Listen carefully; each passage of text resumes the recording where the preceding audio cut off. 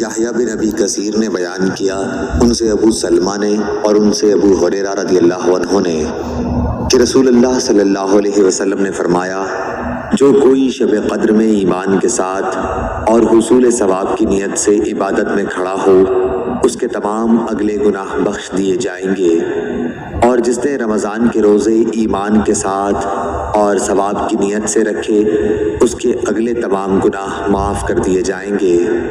صحیح بخاری حدیث نمبر 1901۔ حلاوت مٹھاس کو کہتے ہیں۔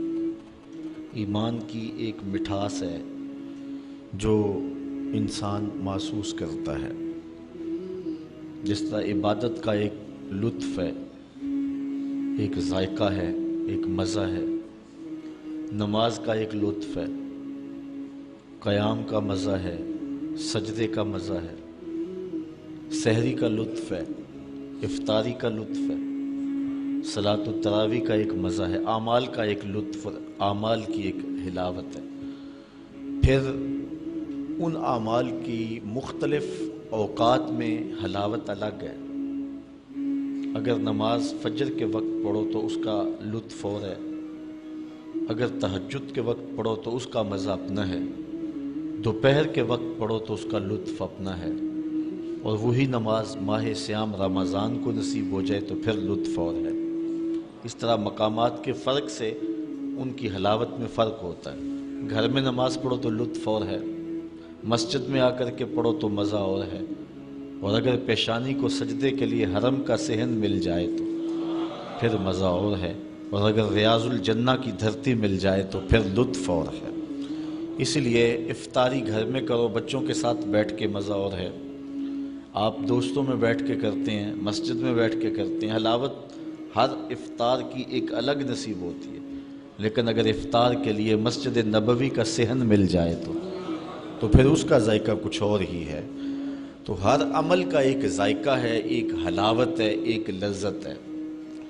اسی طرح ایمان کی ایک حلاوت ہے جو مومن محسوس کرتا ہے، لیکن وہ پائے گا کون؟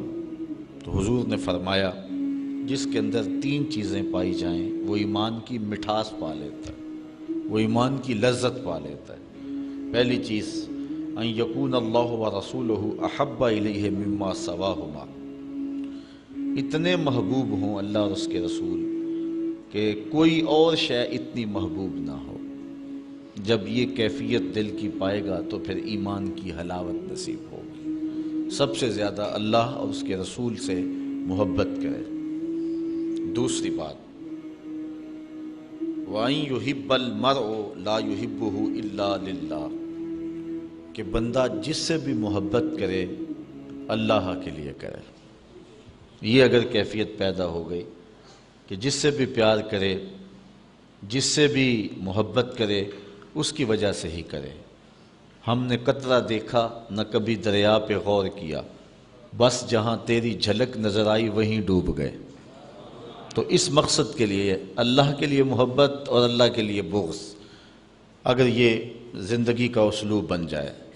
تیسری چیز، وَإِن يَكْرَهَ أَن يَعُودَهُ فِي الْكُفْرِ بَعْدَ إِذْ أَنْقَذَهُ اللَّهُ مِنْهُ كَمَا يَكْرَهُ أَن يُلْقَى فِي النَّارِ،